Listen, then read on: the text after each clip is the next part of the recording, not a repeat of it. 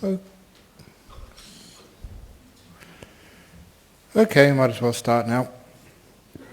Again, it was a request for this evening's talk, and it was especially about Buddhism and teenagers. And don't worry that you may be in your 60s or 70s. Like me, you were a teenager once, so hopefully that you can understand and appreciate some of the things which I'm going to be talking about. I know that people think that teenagers aren't really interested in religion at all, but I always recall a psychologist telling me of some research amongst young people who say that when our boys and girls get towards the age of 15 or 16, they become very sensitive towards spirituality. Instead of calling it religion, call it spirituality. It's a time in their lives when their mind is opening up. And they're not just interested in the other gender, they're also interested in just the meaning of life. And they will be seeking somewhere, somebody who gives their life some meaning.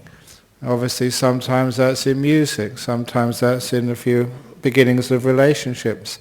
But it's also that spirituality is something which they are open for, if it is presented in an interesting, entertaining and fun way, because kids will hate getting bored, just like you guys hate getting bored. It's one of the reasons why people keep coming to this centre, because every now and again I tell a few jokes, funny stories to make it interesting. The last thing you want is to come to a place and just fall asleep. And that's the same with kids. They don't fall asleep these days, they just get onto their smartphones and text each other. But certainly they're not paying attention. So it's kids, they do like some spirituality, but one of the problems is it may be put in the wrong way. And especially for those of you who are coming from an Asian background, you have to make a difference between culture and spirituality. Culture really turns our teenagers off, because they're trying to find their own culture, basically trying to improve on things, which is marvelous, questioning things. And culture is sometimes something far too rigid. It doesn't really fit the teenager that well. So, first of all, please make that difference between culture and spirituality. And part of that culture for many Asian Buddhists is, things like, respect for your parents. It's wonderful if you've got kids respect you, but obviously you have to earn that respect, and sometimes that respect goes too far, where the kids have to ask their parents for everything. It's like the story I read the other day about this poor kid always trying to find a partner in life, and whenever he brought a new girlfriend home, his mother never liked her. Never good enough for my son. And so eventually he asked his sort of a friend and said, get someone who's much more like your mum. And then maybe, they might get on. So he looked around and found someone just exactly like his own mother and brought her home, and that relationship didn't last either. The mum loved her, but his father couldn't stand her.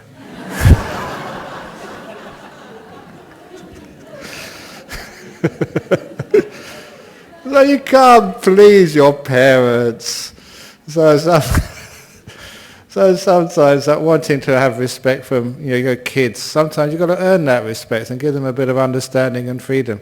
But the spirituality part of it is important, because this psychologist said around that age, 15, 16, 17, our kids are very interested in spirituality. They want to give something which gives their life some meaning and answers some of the difficult questions in life. And what's really attractive with a teaching like Buddhism, it's not so negative, it doesn't put people down. At least it shouldn't be putting people down.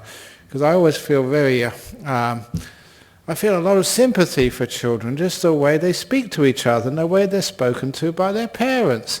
Still remember in the olden days, I remember coming from someplace in the western suburbs. I think I was giving a talk at a school and I had a bus ticket, so I got a bus back to here on a Friday afternoon to give the talk. And I just happened to be sitting behind two girls as they were coming home from school. These obviously close friends, maybe about 14 or 15. And just listening to the way that young schoolgirls talk to each other.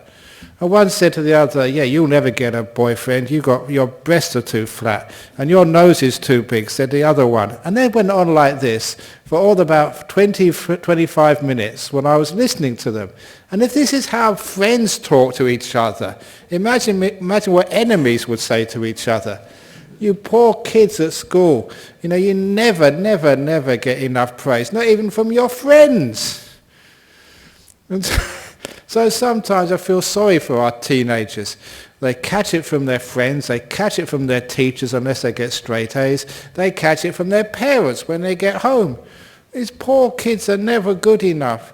And I can't resist telling the old story that I knew that. I was sensitive enough that when I was a school teacher, I could never really be too critical of the kids because I knew what they would get from the other teachers, whether from their parents, even their friends. I'd always try and build them up, no matter what they were doing. And of course, a famous story, when I was teaching my class, I was a teacher for 1 year, there was one of the children in my class came bottom of the class. Have you ever come bottom of the class? I had a class of 30 children, and this poor boy came 30th. In the class of 30. And I could imagine what he was going to get from his parents that night. So I wasn't going to let that happen without sort of helping this poor kid. I'm compassionate. You're supposed to be kind. Build up people. Teach them some spirituality. So I went up to this kid after I'd given out the results for the end of the year exam. It was only like 14-year-olds, what's that, grade 9s or grade 10s or something, not really that important. And, when he found out he came 30th, he looked really miserable and upset. So I went up to him and I decided to teach him some Buddhism, some spirituality. Especially I taught him about the idea in Buddhism of the bodhisattva. A bodhisattva is a being who sacrifices their own happiness so others won't have to suffer. And I said that you are like this bodhisattva, that this year, intentionally, deliberately, on purpose, you decided to become bottom of the class, so none of your friends will have to suffer what you're going to get this evening from your mum and dad. All these other kids are so selfish, all they ever do is think about themselves and their grades, and you think of other people. You are the real Buddhist. You're the bodhisattva. You are the person who's going to do really well in this world. And I told him, I'm going to put your name forward to the principal, to the headmaster, to get this year's Bodhisattva Award prize. And I'm just putting it in a different way. So you come bottom of the class, so what? But I always told him, this is one of the most important things I told him. I said, but, you can only get the Bodhisattva prize once in your school career. Don't do it again. But straight away, I was giving him some spirituality. Yeah, you came bottom of the class. So what? Is that the end of the world? Why focus on the faults? Why not focus on other things in your character, not just your school results? Is your school results the be-all and end-all of success in life? Isn't there something more important? That's what I'm trying to teach the teenagers. It's not just about your grades. And, you tell that great book by the Buddhist Daniel Goleman, Emotional Intelligence. It's a classic book which showed that people who do well in life are not just the people who get straight A's and go to good universities and get these first-class honours. Just because you do that doesn't mean you're successful in life. Look at me. No wife, no family, no money, no assets. It's not those people who do well in life. The people who do well in life are the people who have this emotional intelligence, who have these things called resilience. So you become bottom of the class. How about looking at something else? So your team loses the match. So your girlfriend dumps you. My girlfriend dumped me many times. Actually, not the same girlfriend, only different girlfriends dumped me. But, I dumped a few of them as well. Fair enough. It's karma. Works its way around. But, so what? So that resilience is something you get which we call the emotional intelligence. And that is what we want to try and impart on our kids. It's not just in school. School is so one-eyed. Education, just passing exams is all you teaches you. Can't there be something more? You know, a long time ago, if there's anyone from the education department here, sometimes it's like banging my head on a brick wall, but nevertheless, keep on saying this. Why is it that at our schools we always praise and reward personal achievement and never the ability to cooperate with others? Why is it that when, say, your kids do the year 12 exams, they are competing against their best friend? Isn't that really rotten? It's maybe a person you've grown up with, you love them, you care for them, your best friend, and you just can't share information. You've got to compete together for the university place. We reward competition in our education system so much that we're very good at competing, but hopeless at cooperating. When we go to the work, the office, yeah, we can do our own work, but we can't assist other people. When we get married, yeah, we're so selfish, we don't know how to work with another person, with another man, with another woman. We know how to compete, but never how to cooperate. So my suggestion, just, why not? I always think these things out of the box. Why not at every year, especially at universities, especially year 12, 70%, may I just say 70% or 60% of your final score is your personal marks, what you've actually done in the exams. And the other 30% is averaged over the whole class to which you belong, which means you get rewarded by helping others in your own class. The whole class, their achievement, is an important part of your own final mark. Thereby, we reward cooperation, that kids in the class who are really good at one subject, very strong, spend time helping out those children who aren't so good. They have to do that because they're going to get rewarded. They're going to get to university or they're going to fail if one of the weak kids fails. So when we're rewarding cooperation, we're encouraging cooperation, we learn the skills of cooperation, and my goodness, when we go to the workforce, we can cooperate with someone in the office who's weak at one thing, we're strong at it, we can help them out. In life, when we have a family, we can learn how to work together instead of competing all the time. So those are actually little spiritual things which we can add, to the experiences of our teenagers, which will make their world a better place and also will make our world a better place when they graduate and they get into the workforce, and when they get married, when they have the friends. They're not so competing to be the best all the time. It really is hopeless trying to be the best all the time. It's so hard being a monk, trying to be the best monk. I gave that up a long time ago. Trying to tell the best jokes. And I find another monk tells funnier jokes than I am. We don't try and be the best. We're trying to cooperate, in a monastery. This is the emotional skills which we learn. And this is actually a lot of things which our teenagers want. A lot of times all they need to be is respected, to be built up, just not to be criticized when they fail. To get that little resilience, so they know how to deal with the difficulties in life. And something like Buddhism, which is just so non-judgmental, should be really helping our children. Don't care who you are, what you do. If you're not so good, you're the bodhisattva.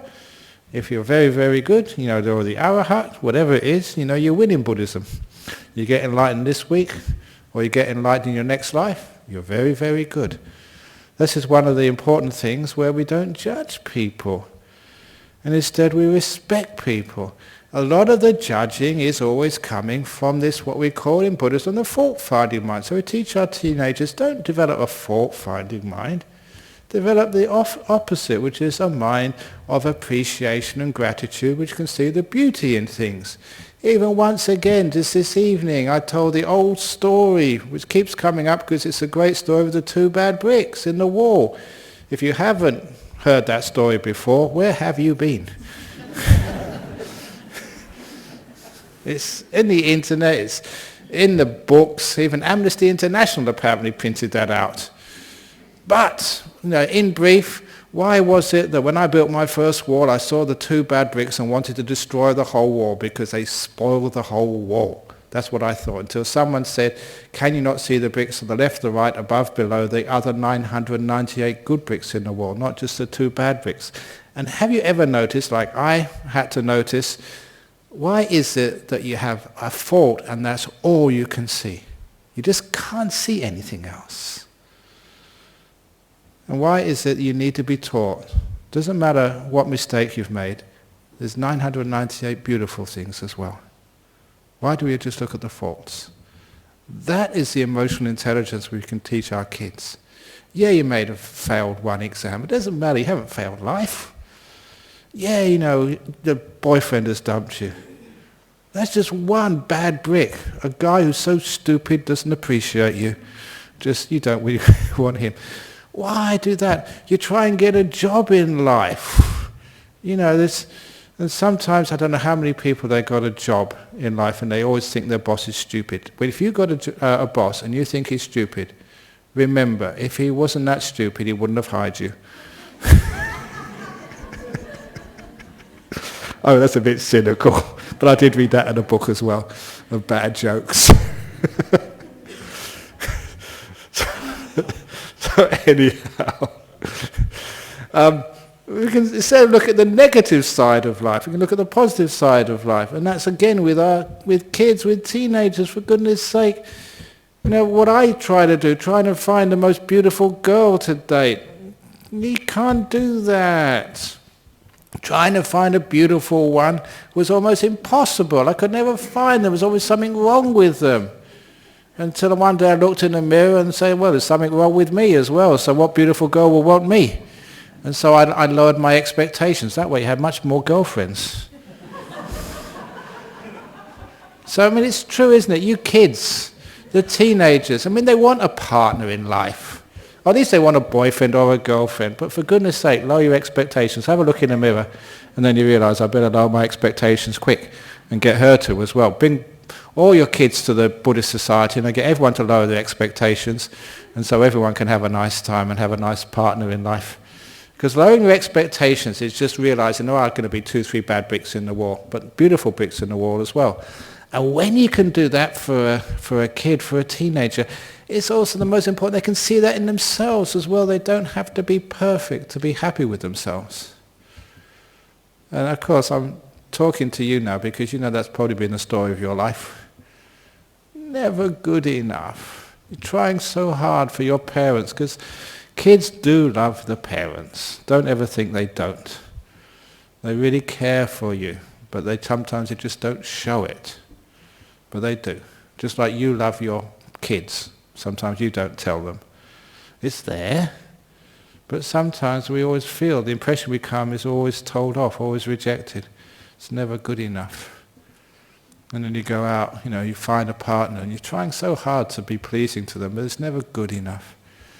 And you get a job and it's never good enough, and they never think you're good enough. You become a monk and you're not good enough. Whatever it is, you're not good enough. You're not funny enough. You don't meditate long enough. You're not wise enough. There's always something you're not enough. And that is for many people's lives. They have been criticized and put down and let down so many times. They get really negative and upset about life. And this is especially good to teach teenagers right from the very beginning in order not to sort of only look at the 2 bad bricks of life. Not to look at the 2 bad bricks, you know, of themselves. To see the other beautiful things in themselves. You know, sometimes, you know, you may have a daughter, she's so concerned about her looks, and you say, you're beautiful, darling. That doesn't help at all. Because they don't believe mum and dad. They want their boyfriend to say that, not you. But what you can do is to say, well, look, you can look at your face in the mirror, but there's always 2 bad bricks in there somewhere. Can't you see the other 998 good bricks? And in the other people, can't you see the beautiful part, not just the ugly part? Because you'll never be perfect, darling. No more than daddy or mummy is perfect. You never find a beautiful boy or girl who's perfect. You'll never get 100% in the exams. But that's not the purpose of life. The spirituality of life is actually to realize something more important.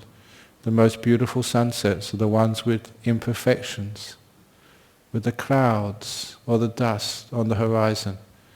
You need that dust, those clouds, to spread the beautiful colors of gold and crimson on the horizon. You actually change your ideas of what perfection is. It's not just what is measured in the exam results. It's not what you can measure on the sort of the glossy magazine covers. That is not the definition of beauty. And once that is known by teenagers, it changes a lot of their attitudes towards life. They don't look for beauty in what is called perfection. They don't always have to be number one. Instead, they learn about this beautiful thing of compassion and kindness. It's compassion and kindness which makes people beautiful, not makeup. It's compassion and beautiful which makes people attractive. Not just expensive clothes. Expensive clothes and makeup, that can't hide the real person. So often with teenagers, I've just, a few times, as a Buddhist monk, sometimes people put you in difficult situations. They say, come and give a talk. And sometimes it's to people you've never given a talk to before. I was invited in Kuala Lumpur. They say, you're free this afternoon, come and give a talk to this youth camp. And they had about 300 kids from 15 to 25. And I didn't know what on earth I was supposed to do, with no preparation at all. And so one of the things which I did do was actually separate them, boys and girls on one side, boys on one side, girls on the other side, sorry. And I did a very simple exercise. I said, okay boys, what type of girl turns you on? What girl is hot to you? And I did this because I remember when I was growing up, I didn't know what I had to do. No one told me how to be attractive to a girl. Should I have expensive hairstyle, or should I wear sharp clothes? Should I be macho like Bruce Willis? What should I do? No one would ever tell me. And it's a waste of time asking my fellow boys. They were as stupid as I was, and I was too scared to ask the girls. So this time I actually asked the girls, okay, what type of boy would you like? And all the boys were paying full attention.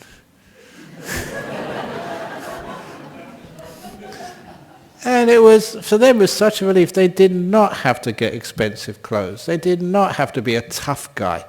They did not have to be violent to impress, the opposite gender. What I got from the girls, I remember this, they said, and I've done this several times, it's the same sort of answers. They want someone who's fun to be with, trustworthy, kind. I think those were one of the three things which always stood out. To be clean and be smart, but don't have to go overboard with, sort of expensive suits and stuff. Just those three things I always remember. Trustworthy was important, fun to be with, and kind. That made them very attractive. And then when the boys took notes, then, okay, now the girls' time. So boys, what do you like in a girl? Does she have to be really, really beautiful, big boobs and nice long hair, whatever? What is it you really want? And they said the same thing, basically. Yeah, they like an attractive girl, but what was really important for them, that they too had to be trustworthy. They'd been let down too many times, and they wanted, a girl to be fun to be with, not always putting them down, not always being dull, to be fun to be with, and also to be kind. And that was such an important lesson for the kids to understand, that is what is important in life, to have a partner. And that's also important to have a good relationship with yourself, to be trustworthy to yourself, to be kind to yourself, to be fun to be with yourself. I'm a lot of fun to be with when I'm by myself. I practice jokes. And I laugh at my jokes more than anybody else. Ask the other monks, they catch me out sometimes. I enjoy my own company. I enjoy other people's company. I'm obviously very trustworthy. If I make a promise, I try and keep it. I really sometimes get into big trouble trying to keep my promises. That's why sometimes I'm overseas. So people ask me, can you please come to Malaysia? I say, I can't come. And then they ask me again, can you please come? They keep on asking me. I have to say no 100 times. I only say yes once, and then I have to go. So it's really sort of, be careful. So, of course, you know these days, well, I told you all my tricks. When people invite me, can you please come to my house to do some chanting? I say, I'll think about it. That's a way out. I'm thinking about so many invitations, so many things I should be doing. I'm thinking about it. Sometimes it takes me years to finish thinking about it. But I can't say no, otherwise I get into big trouble. And if I say yes, I get into more trouble.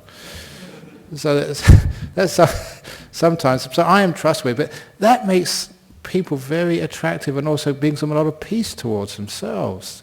The way they look at themselves, the way they look at other people, exactly the same. So that is why that type of spirituality can really help human beings. And the other thing, which I remember from that conference, or that seminar, that we also asked, these 15 to 25-year-olds in Kuala Lumpur, and it would be exactly the same result if we did this here. So what's your biggest emotional problem in your life? The biggest emotional problem in a teenager's life. The one which came out clear top. It was totally unexpected at the time, but once I heard it, I thought, wow, yes, I can understand why. Tiredness. Tiredness was the biggest problem of 15 to 25-year-olds. And the reason is because the amount of stuff they have to do.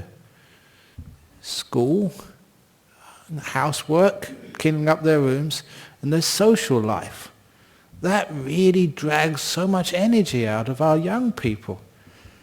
So now I've said that, you probably understand what one of the biggest problems with teenagers is.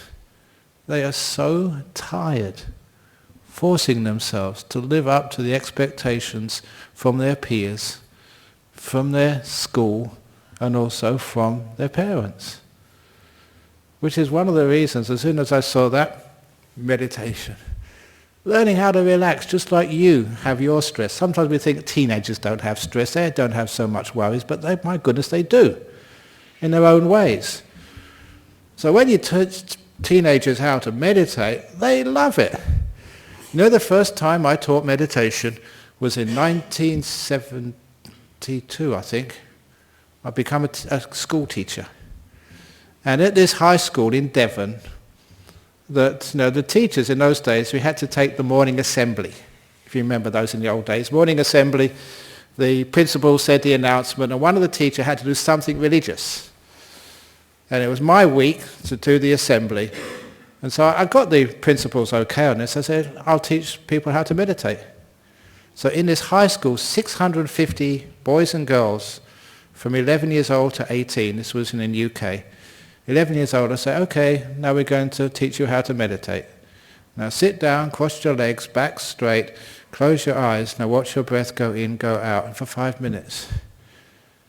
And there was this amazing experience for two reasons. Number one, every child, 650 children, all followed my instructions. And number two, when it was finished, only 5 minutes, they burst into spontaneous applause. They'd never seen that before. And the teachers said that they'd never seen that before either. And one of the teachers said, what would have happened if one of the kids started laughing? And I realized that as soon as one started, the whole 650 would have laughed, and they would have ridiculed me. But it was amazing that not one of them did that.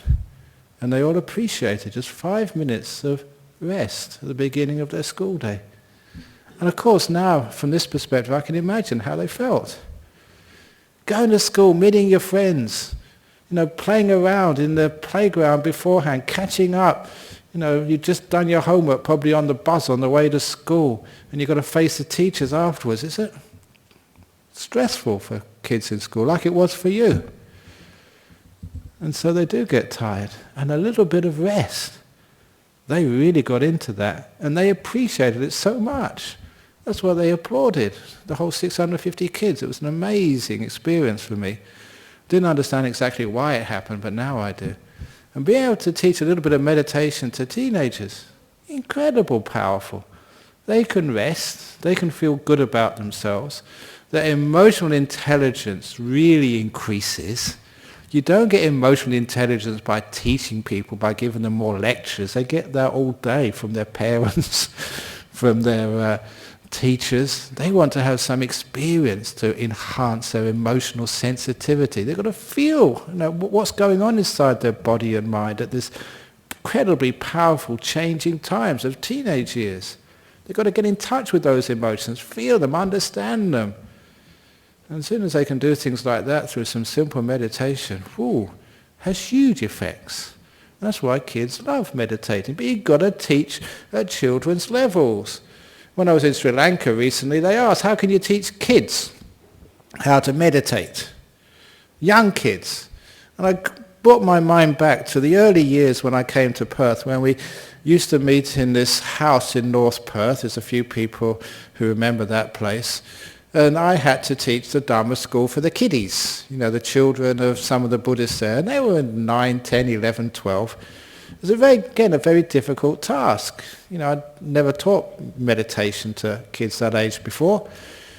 But at least I had the training to always innovate. One thing I did know about young people, teenagers as well, especially the younger teenagers of 13 and 14 maybe, that their intellectual abilities haven't developed yet, but their imagination is huge. Kids can imagine.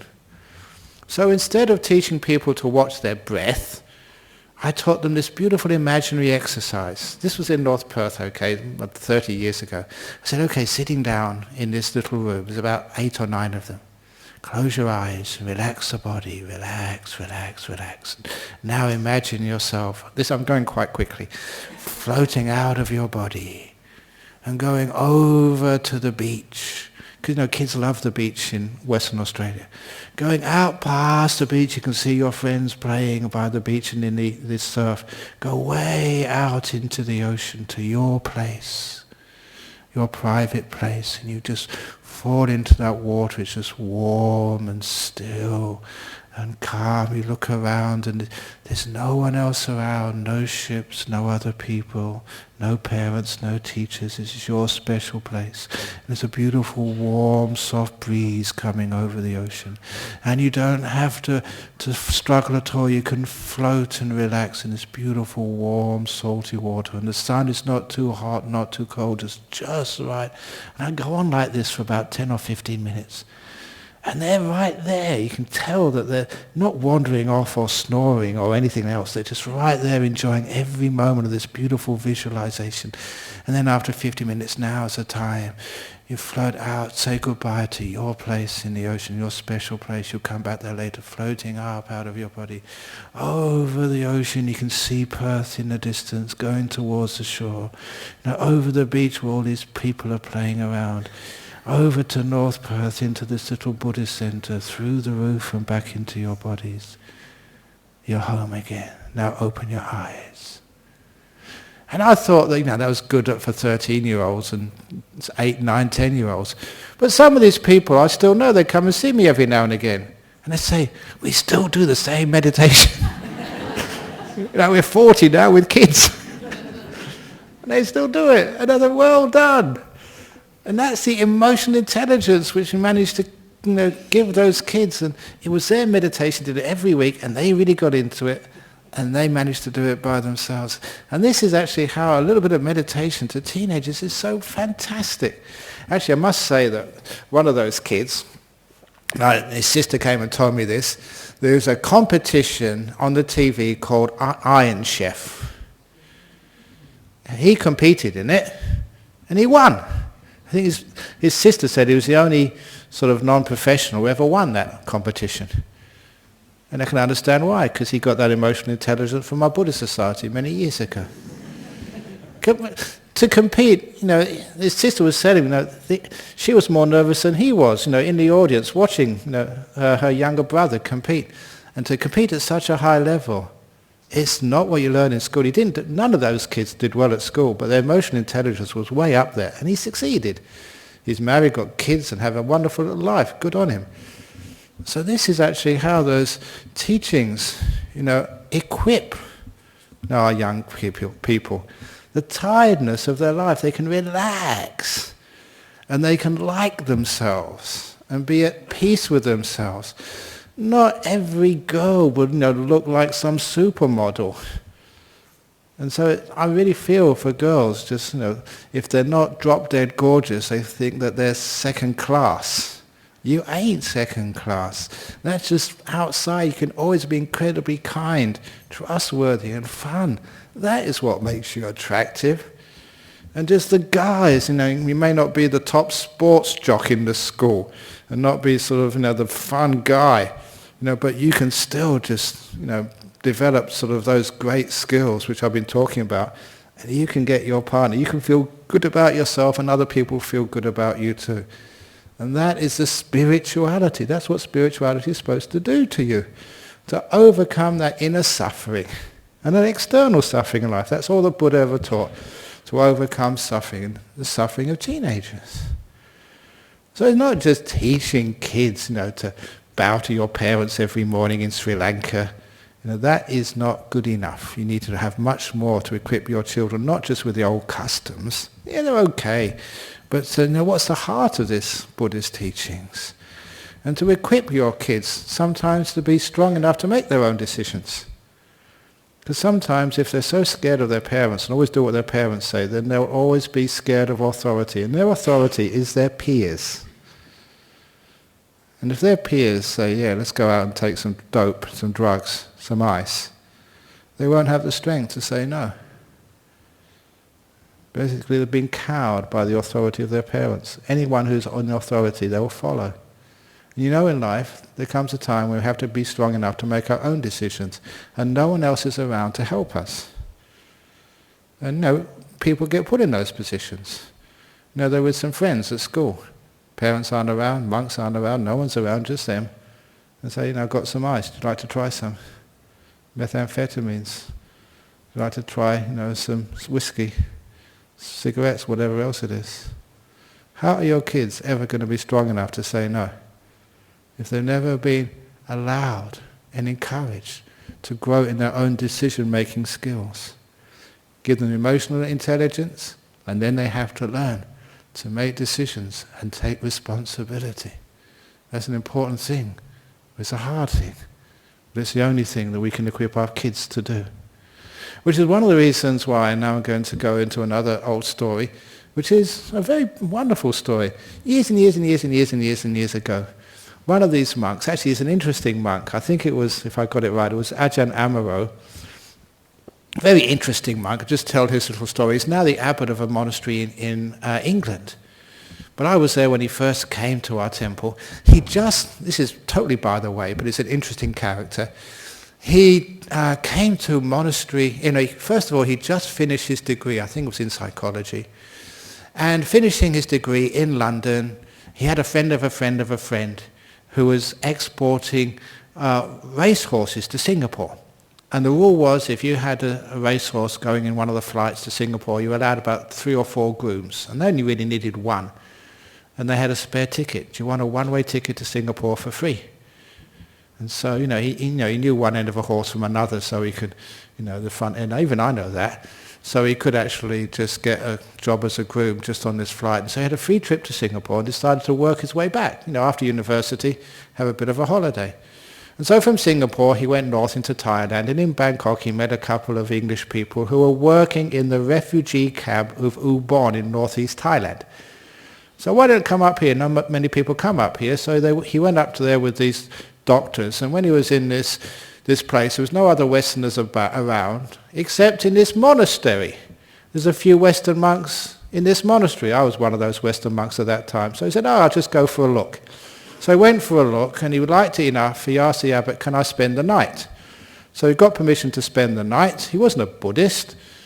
He was just a student, a backpacker. He spent the night there. In the morning, he shaved his own head and begged to be a monk. It was an incredible experience, just no preparation at all. And 12 hours after he first came into a Buddhist monastery, the first Buddhist he ever saw, he wanted to become a monk. And now he's been a monk for about 30 years now. And interestingly, it comes from a very interesting family, because I remember his lay name, Jeremy Horner, and They said, Horner, because I knew that name. He was the head of the Pali Text Society. Pali is a Buddhist language, and there's this professor over in Cambridge who was translating all these Buddhist books. And I said, are you any relation of hers? He said, no, I've never heard of her. When he went home, he checked out with his father, and it was his father's sister. His auntie, and they never said anything about her because she was like a black sheep of the family. It's a very secretive family. I think I won't get into too much trouble because this is way out there. I said it to one of the people this afternoon in Bodhinyana Monastery. And this Ajahn Amro, he has a sister. His sister recently retired from her job in London. And Ajahn Amro thought, she was just got some secretarial job in London somewhere. But it turned out all those years, his sister was an agent for MI5. She was working for MI5 in London, and the monk never knew anything about it. It was because of that then I started actually saying, I better make my my confession. All these times I go overseas, it's a perfect cover for a secret agent, a monk.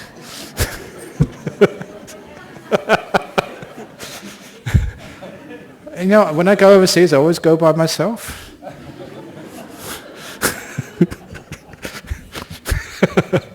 No, I'm not MI5, but even if I was MI5, I would say that anyway.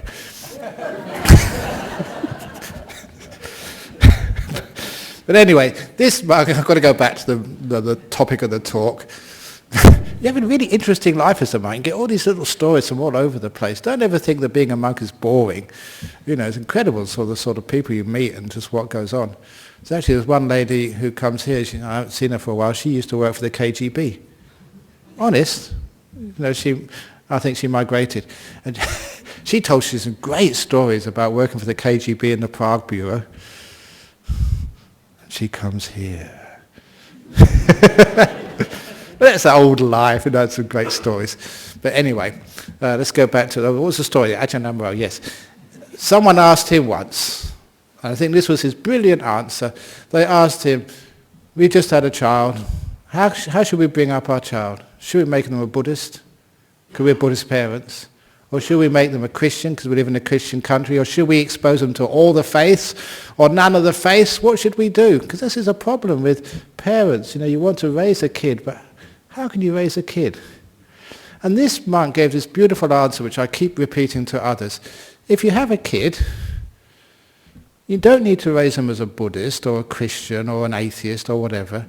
Please raise them to be honest, number one. To respect the truth that much. They're not going to stop at sort of some religion or some part of religion which doesn't make any sense. That honesty, that commitment to truth. And number two, encourage them to question. Always question. So again, they won't be fooled by people selling them a dud car or a dud religion or a dud spirituality. Question honesty. And the great qualities to encourage in a kid. And that's of course what we want to try and encourage in a teenager. So when your teenager starts questioning, please give them answers. Even if you say, I don't know, it's all right to say you don't know.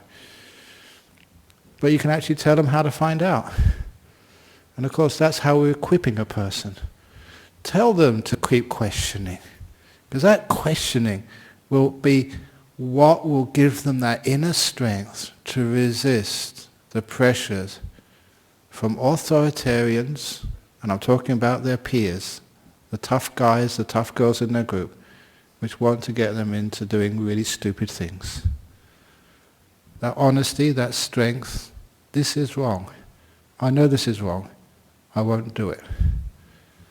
That is such an important thing to encourage in our teenagers. It's encouraging to you as well. Because so often, peer pressure, or everyone else does it. What the heck? Everyone else doesn't doing their tax returns properly, so well, yeah, it's just everybody. Why not? No, please be honest. Please be truthful. Question until you can find that truth. But that will give you that inner strength. And it's so important for teenagers to have that inner strength. So if it's always just, don't just think for yourself. Don't question. Always follow what mum says, what dad says. I know better than you. Have you done that before? And of course, what happens? You're not equipping the kid. It's hard to have the kid question you and challenge you. And that's why it's hard for me to have all these people coming up afterwards with their questions and challenges. And it's hard for me as a teacher in the monastery. It looks like we're going to have 23 monks this year at monastery, and lots of other people staying in the Jhana Grove and other places, and they always want to question me. And it's always tough, saying, why do you always question me? Question. But the alternative is say, I am Ajahn Brahm, the infallible. You must believe what I say. If it comes from my mouth, you must follow it. It'd be nice to do that, but that'd be just totally dysfunctional. That'd be a cult. Even though we do joke, we have 2 rules in our monastery. This monk knows the 2 rules. We mentioned them the other day. The first rule, monastic rule, is the abbot, which is me, is always right. And the second rule, if he's wrong, go back to rule number 1.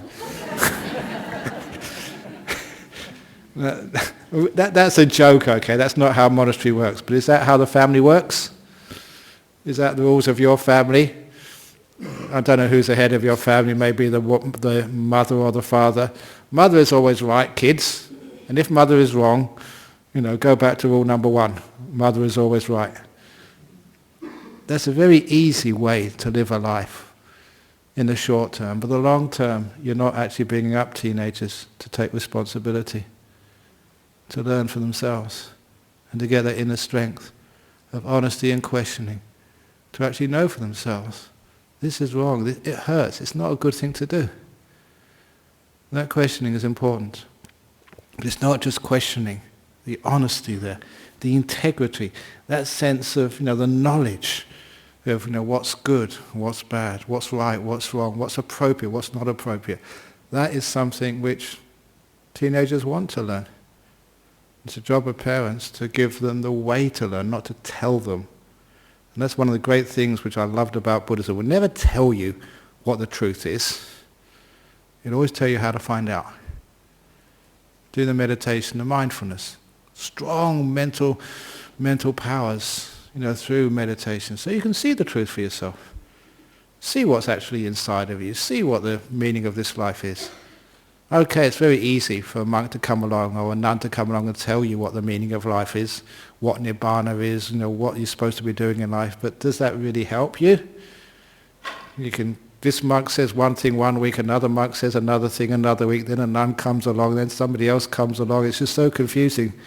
So what is really important, we tell you how to find out. And that's exactly how we tell our teenagers as well. Not what to believe, but how to find out. With that meditation, these beautiful precepts which we have. So many people, again, in Sri Lanka, I just was there because it's very recently, how many people in Sri Lanka keep the 5 precepts? They all take the 5 precepts. Even I'm telling the government people, you all keep the 5 precepts. You up right there in front of you, had all these big government people. Your president wasn't there, he was over in Bolivia, but his wife, his son, his brother, all taking the precepts, Parnatipata, Veramani, but how many of them are actually keeping it? What use is it? Doing the chanting, if you're actually honest enough to actually to do it. Doesn't make any sense to me. And that lack of integrity, that lack of strength, if we don't impart that to our children, not only will they be having trouble with drugs and alcohol and all this other stuff which besets our youth, you haven't given them that strength.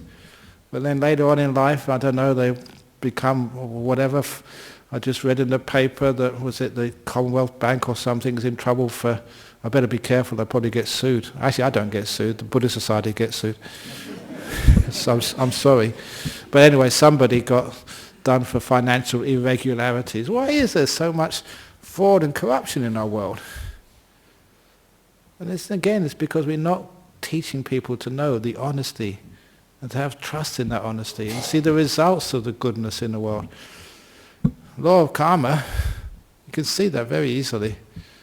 There's so many little instances of when you are kind, you get something beautiful back. When you're generous, you get things back. Just when you're just a good person, you have a much happier life.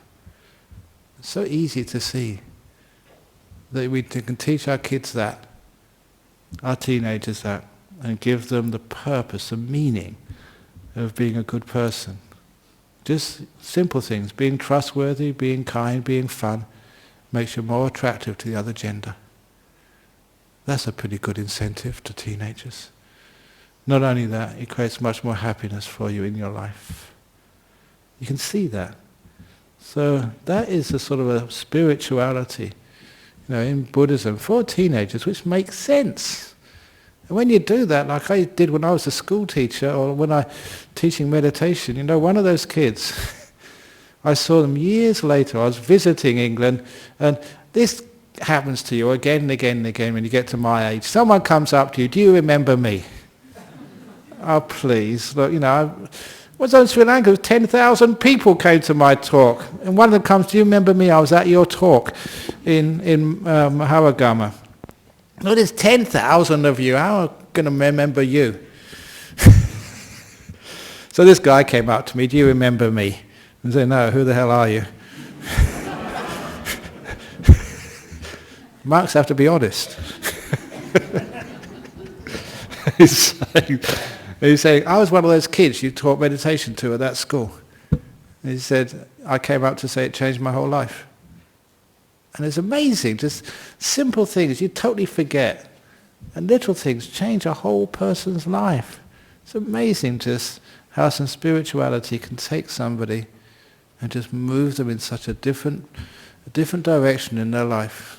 Grieving someone who's committed suicide, losing sort of their job, getting cancer, whatever it is in their life, you can take a person and just a beautiful teaching of spirituality can take so much pain away which medicines can never take away. It's incredible the power of this teaching. So that's why it's great to share that with our teenagers.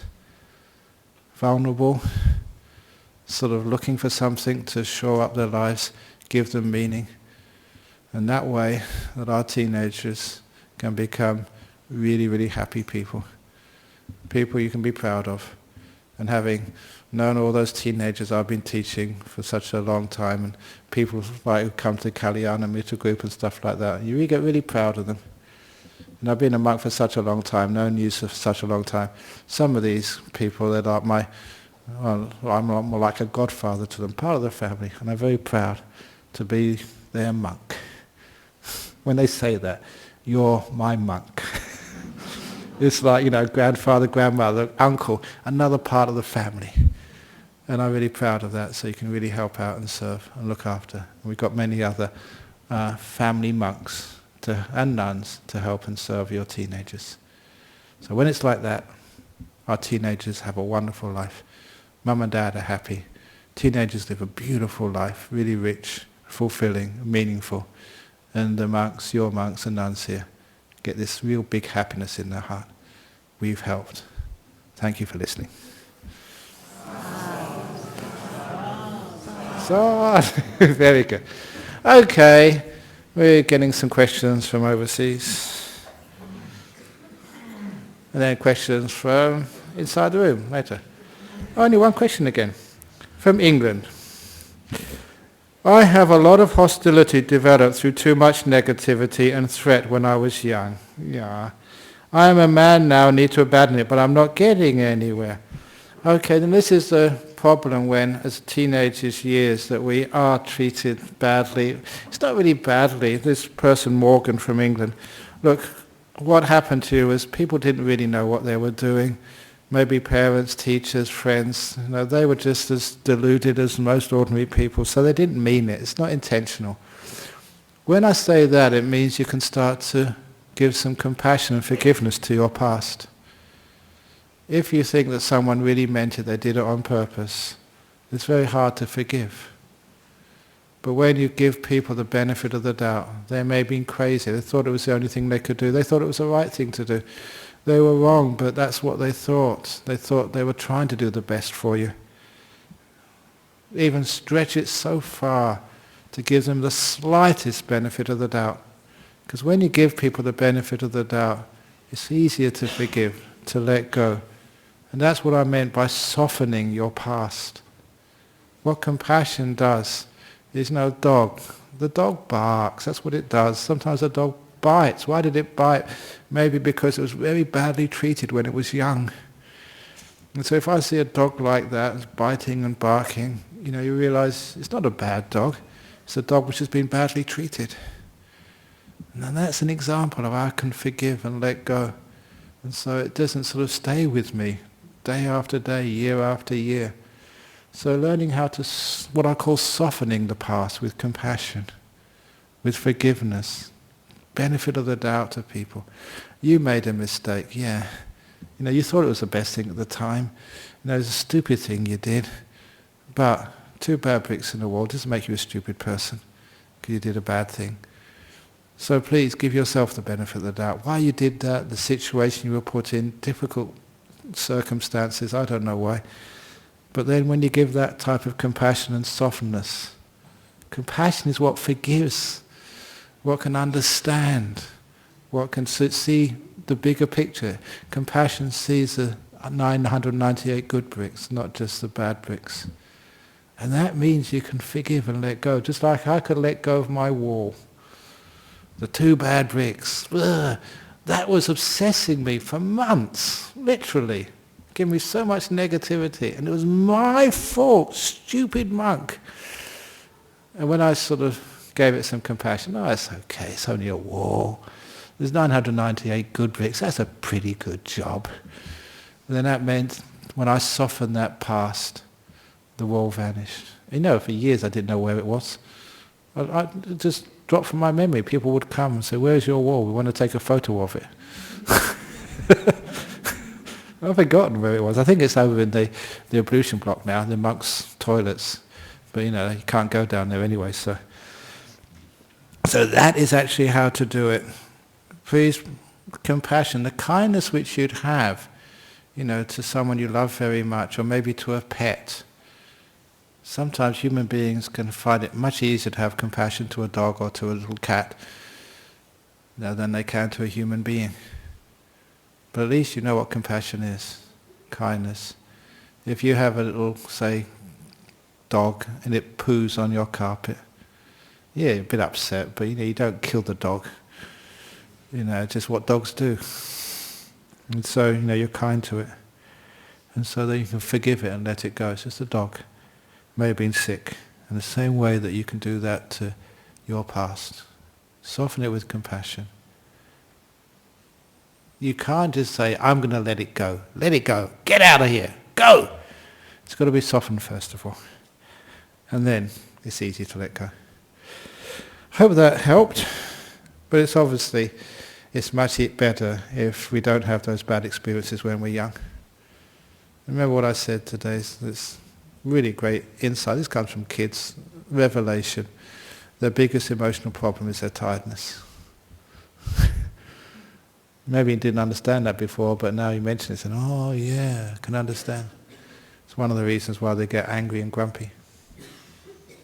Tiredness, that's all. Okay, any questions from here? Going. Quick one, Peter.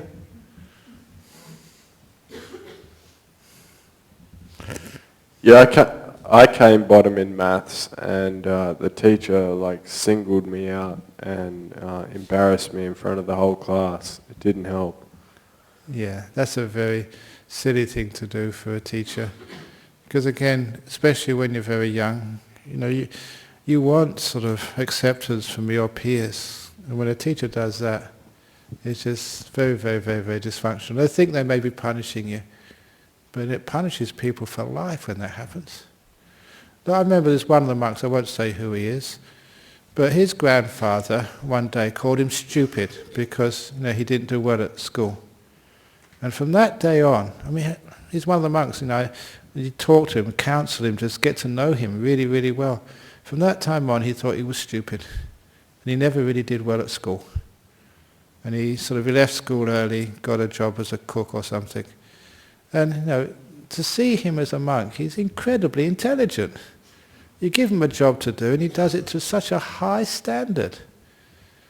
And I asked him afterwards, what was going on here? Why didn't you go to university? You're smart enough. I was a teacher. I know smart people. And that's what he said, because he believed he was stupid. He believed his grandfather so much. He respected him so much. When his grandfather said he was stupid, he thought he was stupid. And he literally became stupid. And it took him a long while to realize his grandfather was wrong. He is intelligent. But that stopped him sort of, going to university. It's actually probably a good thing. If he went to university, he probably would never become a monk. But, it's still a nasty thing to do. So don't ever do that. Because it's amazing, just little teenagers, they believe what you say much more than you think. They are listening to you. And they want their sort of respect and love and a bit of a boost from their parents. Because they don't get that anywhere else. Don't think they get it from their friends. They just get more criticism from their friends. Excuse me. Yeah. I have a good news story for you. It's not so much a question. I'm a teacher, and I wouldn't be surprised if there's quite a lot of teachers in this room, actually. Yeah. And just a comment on what we value. Yeah. Throughout my school, we've got safety, respect and responsibility, and it's very much about instilling that in respect for yourself and for other people, good. and responsibility for your actions, Good. and for supporting each other, and creating an emotionally safe environment as well. Yeah. So just on a positive note, I think schools are a lot more aware Yeah. about being sensitive to criticism, Yeah, public good. criticism as well. We always try and have private conversations rather than public embarrassment. Very good. And we also do meditation. Yeah. So Very good. and it's not, but I'm conscious of not making it particularly religious, but Yeah. there's a lot of high need kids and they really benefit from They benefit from it enormously. But against all that, you still got the Year 11 and Year 12 university entrance exams. That's true, but I'm in primary and I'm already preparing primary, our yeah. Year 6, 7s for that, Oh, yeah. and getting them aware about strategies for stress management. And Yeah, it's very good. that sort But of it's a thing. shame we can't do the same things in high schools. Primary schools are pretty neat. We sometimes lose it in high schools.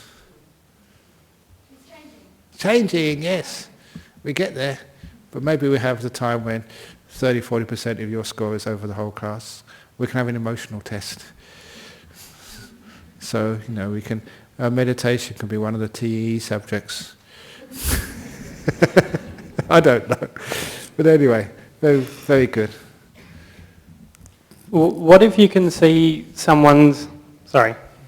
What if you can see someone's 998 good bricks and they can see yours, but they tend to focus on your 2 bad bricks? How can you teach them to focus on the good bricks when they're in a angry mood? Yeah, so that's when you have The to worst mood. Okay. That's when you have to get them to come to the Buddhist Society of West Australia on a Friday evening. Sometimes people just go through those times and you just have to let them just vent. They're tired, they're angry, they're upset, and sometimes they want to do that to you because they care for you, they love you. It's a really weird stuff, but we always tend to sort of let go on the people we love because we think they can understand. I'm not getting angry at you, it's just that I was so angry, I'm going to get angry at somebody and you're the safest one to get angry at. So let them vent. And don't criticize them. Show them by example. Give them a big hug afterwards if you possibly can, if it's your partner or your kid. They can just get very angry at you, but after a while you can soften them. To see your good bricks, you have to really highlight them. But they'll see your bad bricks for a while because that's just what they want to for a while. They're feeling a bad mood. But eventually you find out that's what happens. The other thing is that they're in a bad mood because they can't sort of let go of their past. Something might have happened to them today. So, very quick, that really brilliant story, which probably was the reason why they vent at you. The 2 chicken farmers. You know that story. 2 chicken farmers. The first chicken farmer goes into the shed early in the morning, collect the produce of the night before, they collect the shit and bring the shit back into the house with them. They leave the eggs in the shed to rot. Stupid chicken farmer. Second chicken farmer goes into the shed and gets the eggs, brings the eggs back into the house, and leaves the shit in the shed to rot, becomes fertilizer later, but you don't bring it into the house with you. And brings the eggs into the house, makes an omelette for the family, sells the rest of the eggs in the market for cash. That's the smart chicken farmer. Whenever I tell that story, I say, what type of chicken farmer are you? Do you collect the eggs of life, or do you collect the shit of life? People are laughing because those are the shit collectors just laughed. I nailed them. And that's why we get angry at each other. Something happened, you got done by the police for speeding, or that somebody in the office just really sort of scolded you or something. And that's what you bring back. And so, these little stories, especially so we can only collect, if we're going to collect the past, collect the beautiful stuff of the past. Leave the shit to rot in the past, whatever happened to you. There's beautiful memories you had. There was a lady here earlier, her partner just committed suicide last week. You can collect that shit into your future and carry that around with you. Or you can let it rot in the past and carry the eggs, the beautiful times you had with your partner, the years of happiness and joy you spent together. That's what you should carry with you into the future. Be the egg collector, never the shit collector. And if you're a person like that, or if you teach the other person like that, they won't just see your 2 bad bricks. They won't collect those things. They'll collect the eggs instead. That's an old story, but it's very powerful, and please spread that one around, because that really works. You say it in a story like that, people remember it.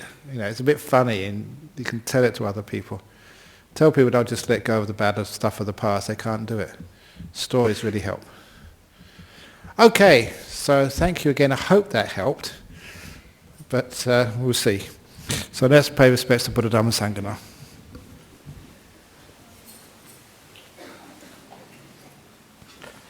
Arahang Samma Sambuddho Bhagava Buddhang Bhagavantang Abhivademi Suakato Bhagavata Dhammo Dhammang Namasami Supatipano Bhagavato Sāvaka Sangho Sanghang Namami.